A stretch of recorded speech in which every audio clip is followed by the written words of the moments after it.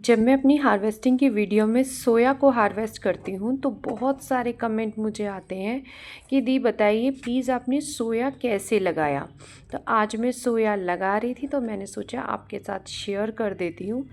और ना सिर्फ सोया बल्कि जितने भी ग्रीन्स होते हैं आप उनको कैसे लगा सकते हैं इस वीडियो में मैं आपको दिखाऊंगी। देखिए इस तरह का जो टब्स होते हैं या इसको लगाने के लिए ग्रीन्स को लगाने के लिए कम से कम 6 इंच गहराई का पोट ज़रूरी है और जो चौड़ाई है वो ज़्यादा से ज़्यादा होनी चाहिए जितनी आप।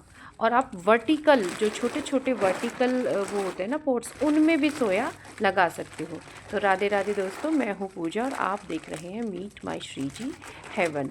और एक बहुत ही आसान सस्ती गार्डनिंग सिखाना मेरा पर्पज़ है। और ये मैं आपको न सिर्फ बताकर बल्कि दिखाकर भी सिखाती हूँ और कहती हूँ कि अगर कोई भी गार्डनिंग में प्रॉब्लम है आप कमेंट करके पूछ सकते हैं। और लेकिन जब भी आप कमेंट करें प्लीज़ लेटेस्ट वीडियो पे करें, मुझे वाईटी शो नहीं करता बहुत सारों की कमेंट, वो तो मैं खोल लेती हूँ इत्तेफाक से उन्हीं का अकाउंट तो मुझे शो हो जाते हैं। चलिए मिट्टी के बारे में बताती हूँ। किसी भी ग्रीन्स की मिट्टी बनाने के लिए आपको उसमें 50% कंपोस्ट डालना ज़रूरी है। और देखिए मैंने जितनी मिट्टी लिया उतना ही गोबर का खाद लिया है और उसमें थोड़ी सी राख मिलाई है। तो ये ऐसी चीज़ें हैं ना, ये हर जगह या हर गार्डनर के पास या गार्डनिंग करने वाले के पास मिल जाती है। अगर आपके पास राख नहीं है तो कोई बात नहीं, आप गोबर खाद या जिस भी प्रकार का आपके पास खाद है, वर्मी कंपोस्ट है या इन दोनों में से कुछ भी नहीं है ना वर्मी कंपोस्ट, तब भी आप ग्रीन्स को उगा सकते हैं। कैसे? आप सिंपल मिट्टी लीजिए और जैसे मैं अपना पोट भर रही हूँ वैसे भरिए।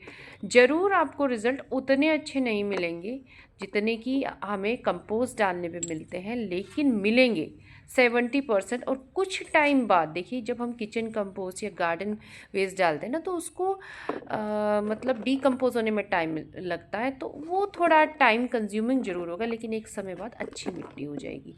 तो आप बिल्कुल भी निराश ना हो कि गोबर खाद नहीं है या वर्मी कंपोस्ट नहीं है तो हम आप ग्रो कर सकते हो। लेकिन अगर थोड़ा बहुत भी है अगर उसमें डाल लेंगे ना, अगर बस आपके पास 50% नहीं है तो 20-30% भी डालेंगे तब भी चलेगा। लेकिन अगर एक अच्छी मिट्टी बनानी है आपको तो एक तो मिट्टी सॉफ्ट होनी चाहिए। अगर आपकी मिट्टी बहुत सख्त है तो उसमें 10 से 20% आप रेत मिलाइए। और इसी तरीके से जैसे मैंने वो ठिक्कुर रखे हैं 4-5 जगह तो आपको रखने हैं। और देखिए सिर्फ एक एक 1.5 इंच की मिट्टी डालिए।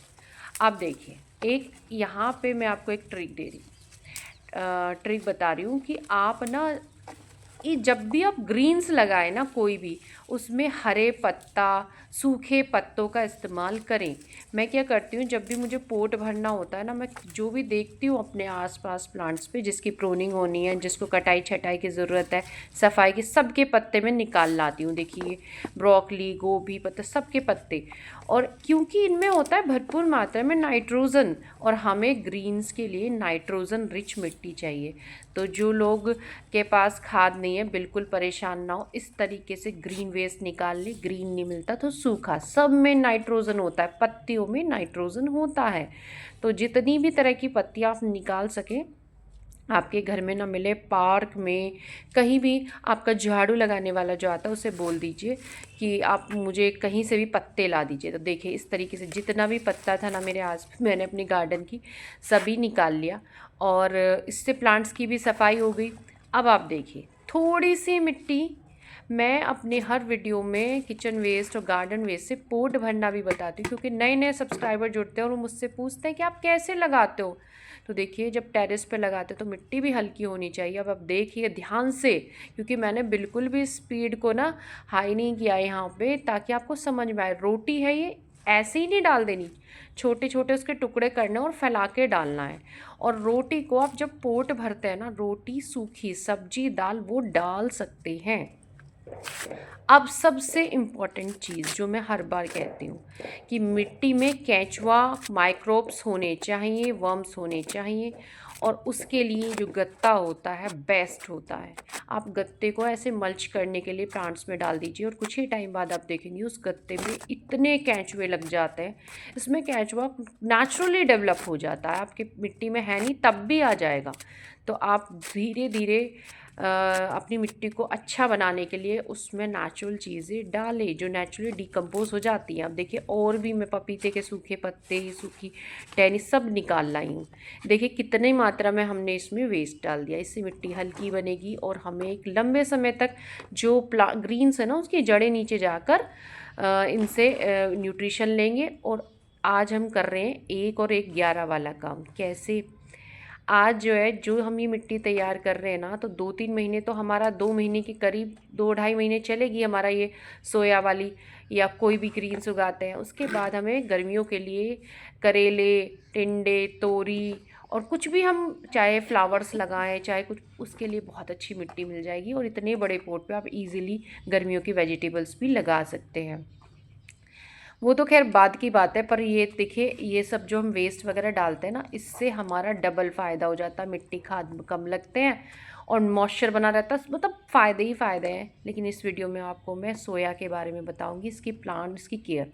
अब जब एक ध्यान से एक चीज़ और सुनिए, जब भी हम इस तरह के पोट भरते हैं ना, जब भी वेस्ट डालते हैं, हमेशा उसको दबा दबा के भरिए। उसमें आपको वो नहीं छोड़ना कि आप जैसे मतलब अगर नहीं दबाओगे तो क्या होता है, एकदम से जब वो डीकम्पोज होगा वेस्ट, तो ये मिट्टी ऊपर से फट जाएगी और आपने जो भी उगाया है ना उसका काफ़ी नुकसान होता है। तो आप इसको दबाइए। अब जब देखिए मैं 2-3 चीज़ें इसको डालते बनाते आपको बता देती हूँ कि इसके ऊपर जो है ना, वेस्ट के ऊपर आप कम से कम 4 इंच की परत जमा लीजिए मिट्टी और खाद की।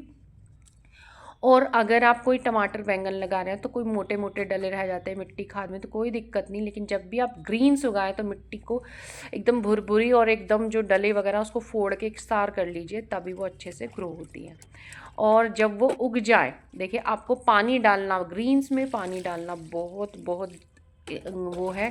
देखिए आपको इस तरीके से ऐसे जब वो उग जाएंगे तब भी, और जब आप इस तरह मतलब कभी भी आपको पानी डालना इसी तरीके से हाथ के उससे हल्का करके आपको स्प्रे करके ऐसे डालना है। ऐसे नहीं लोटा लिया और उसको ऐसे डाल दिया।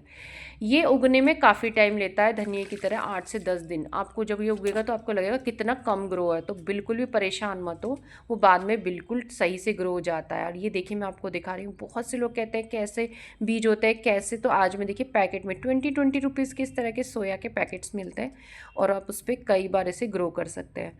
और मैं आपसे ये कहती हूँ कि हर 15 दिन बाद 2 पॉट बना लीजिए, 15-15 दिन के गैप में सीड्स डाल लीजिए। जब ये ग्रो हो जाते हैं तो आपको इसके बाद इसमें कुछ भी डालने की ज़रूरत नहीं। जब आप फर्स्ट हार्वेस्टिंग लोगे तो उसके बाद आपको देखिए इस तरह के बीज होते हैं, तो आपको नाइट्रोजन रिच कंपोस्ट, चाहे वो सूखी हो चाहे वो आपका मतलब लिक्विड, तो वो देनी है। वो क्या होती है वो मैं बाद में शेयर कर दूँगी। और इस तरीके से आपको एक साथ लेके बीज नहीं डालने, थोड़े थोड़े छिड़क कर डालने हैं। और बीज जो है एक जगह ना पड़ जाए, इसलिए थोड़ा थोड़ा करके स्प्रिंकल करके बीज को डालिएगा। सोया जब ग्रो हो जाएगी तो बिल्कुल भी ओवर वाटरिंग ना करें। सोया को बिल्कुल भी ओवर वाटरिंग पसंद नहीं होती, पत्ते बिल्कुल पीले पड़ जाते हैं। तो आप जैसे मेथी में हम पानी का अच्छा ध्यान रखते हैं ना, और पालक में, लेकिन इसमें इतना ज़्यादा ज़रूरत नहीं होती है। तो देखिए इस तरह से स्प्रिंकल करके आपको मिट्टी इसके ऊपर फैलानी है और 8 से 10 दिन या 12 दिन में धीरे धीरे ये स्प्राउट होने लगते हैं। और इसको मल्टीपल हार्वेस्टिंग आप ले सकते हो। अगर आप अच्छे से उसको कंपोस्ट डालते रहेंगे लिक्विड या सॉलिड, तो आपको अच्छे से वो आराम से 7 से 8 बार आराम से आपको हार्वेस्टिंग दे देंगे। तो देखिए आज मैंने आपको सोया, बहुत ज़्यादा डिमांड हो रही थी सोया की, तो सोया इस तरीके से मेथी, पालक, धनिया, चौलाई सब इसी तरीके से आप ग्रो कर सकते हो। और मैं आपसे कहूँगी कि 2 पॉट में ज़रूर ग्रो करके रखें, जिससे आपको कंटिन्यूस हार्वेस्ट मिले। तो देखिए वीडियो आपको पसंद आई तो लाइक ज़रूर कीजिएगा, और जो आज पहली बार मेरी इस वीडियो को देख रहे हैं तो चैनल को भी सब्सक्राइब कर लीजिए। क्योंकि देखिए मैं ना आपको इतनी आसान गार्डनिंग सिखाती हूँ, क्योंकि ये सारा का सारा मैंने खुद करके सीखा है और आपके साथ शेयर करती हूँ। तो आप भी ऐसे ही कर सकते हैं। और गार्डनिंग में हर पल हम कुछ नया नया सीखते रहते हैं, और हमारा जो हेल्थ है ना और हमारा माइंड दोनों हैप्पी रहते हैं। तो लास्ट में राधे राधे।